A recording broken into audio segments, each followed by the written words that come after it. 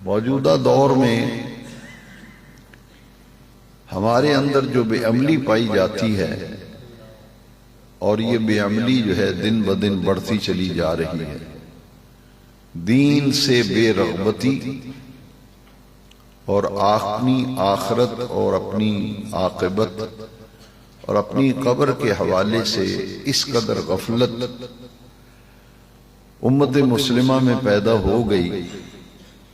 کہ گویا لوگوں کو علم ہی نہیں کہ یہ زندگی ہمیں کیوں دی گئی ہے، اور جب ہم مر جائیں گے تو کیا یہ معاملہ ختم ہو جائے گا یا کہ اس زندگی کے بعد ایک اور زندگی شروع ہوگی۔ ان تمام معاملات سے غفلت جو ہے وہ انتہا کو پہنچتی چلی جا رہی ہے۔ اس لیے اب ضروری ہو گیا ہے کہ حضور کا ہر غلام، حضور کا ہر امتی،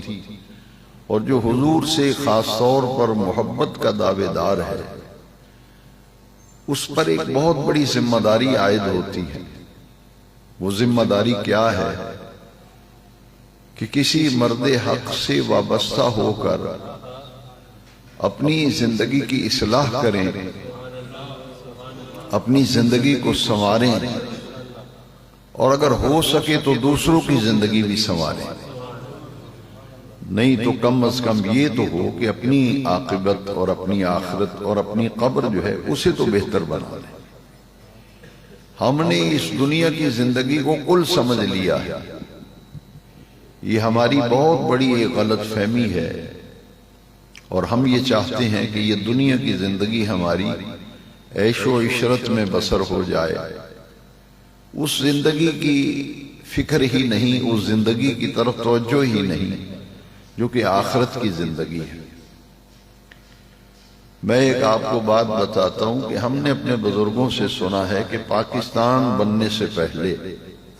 جب ہندوستان پاکستان ایک ہی تھا، یہ تو 1947 میں 14 اگست کو 27 رمضان شریف کو پاکستان مارز وجود میں آیا تھا، تو 1947 سے قبل ہندوستان، یہ سارا ہندوستان ہی تھا، مسلمان، ہندو اور تمام مذاہب کے لوگ اکٹھے رہتے تھے۔ ہم نے اپنے بزرگوں سے مسلسل بچپن میں بھی سنا، جوانی میں بھی سنا، تو اب بزرگ جو ہیں وہ تو اکثر دنیا سے رخصت ہو گئے، جو اہل اللہ تھے، ان کے بعد پھر دوسرے بزرگ تشریف لے آئے، اسی طرح یہ نظام زندگی چلتا رہے گا۔ ہم نے ان سے سنا ہے کہ اگر کسی محلے میں سے آدمی گزرتا اور پتہ نہیں چلتا تھا کہ کون سا گھر مسلمانوں کا ہے، کون سا گھر ہندوؤں کا ہے، تو لوگوں نے ایک پہچان رکھی ہوئی تھی کہ جس گھر سے فجر کی نماز کے بعد قرآن مجید کی آواز، تلاوت کی آواز آتی تھی، لوگ یہ سمجھتے تھے یہ مسلمانوں کا گھر ہے۔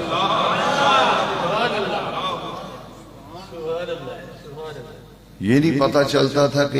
یہ مسلمانوں کا گھر ہے، ہندوؤں کا ہے، سکھوں کا ہے، مجوسیوں کا ہے، کن کا گھر ہے۔ تو جس گھر سے فجر کے وقت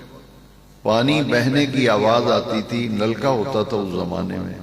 نلکے چلتے تھے تو آواز آتی تھی، تو لوگ سمجھ لیتے تھے یہ مسلمان کا گھر ہے، کیونکہ یہ نماز کی تیاری میں ہیں۔ اور جس گھر سے چھوٹے چھوٹے بچے ٹوپیاں پہنے ہوئے، قاعدے اور سپارے سینے سے لگا کے نکلتے تھے، لوگ سمجھتے تھے یہ مسلمان کا گھر ہے۔ اب حالت یہ ہے کہ گھروں کے گھر بے نماز ہیں، گھروں کے گھر بے نماز ہیں۔ فجر کی نماز کے وقت سب سوئے ہوئے ہیں، کسی کو علم ہی نہیں کہ مسلمان کا کیا مقام ہے، کیا شان ہے، مسلمان کی کیا ذمہ داری ہے، دین ہم سے کیا تقاضا کرتا ہے۔ لہذا ہمارے اندر رسمیں جو ہیں وہ تو بہت آ گئیں، ہم نے بہت سی رسومات کو اپنا لیا ہے، لیکن دین کی حقیقت جو ہے اس سے ہم غافل ہوتے چلے جا رہے ہیں۔ اب میں نہیں سمجھتا، پہلے تو مسجدوں میں ہم بھی دیکھتے تھے، جو بزرگ بیٹھے ہیں سفید ریش وہ جانتے ہیں کہ ایک زمانہ تھا کہ فجر کی نماز کے بعد مسجدوں میں لوگ قرآن شریف کھول کے تلاوت کیا کرتے تھے، وہ بھی اب نظر نہیں آتا۔ مائیں بہنیں بیٹیاں گھروں میں اس وقت گھر کا کام کاج شروع نہیں کرتی تھی جب تک قرآن مجید کی تلاوت نہیں کر لیتی تھی۔ لہٰذا یہ ساری صورتحال جو ہے، اور خاص طور پر نماز کا جو معاملہ ہے، وہ انتہائی ناگفتہ بے ہے۔ مساجد کی جو حالت ہے وہ دیکھیں کیا ہے۔ لوگ بڑے خوش ہوتے ہیں کہ ہماری مسجد میں 2 صفیں ہوتی ہیں، کسی مسجد والا کہتا ہے 3 صفیں ہوتی ہیں۔ میں نے کہا ٹھیک ہے، آپ اس اعتبار سے کہتے ہیں تو میں مان لیتا ہوں، لیکن اس کو ذرا آبادی کا تناسب دیکھ لیں، محلے کی مسجد کو دیکھ لیں کہ محلے کی مسجد میں نمازی کتنے ہیں۔ مشکل سے محلوں میں 1 صف ہوتی ہے، 1.5 صف، 2 کر لیں۔ فجر کی نماز میں تو بہت ہی بری حالت ہے،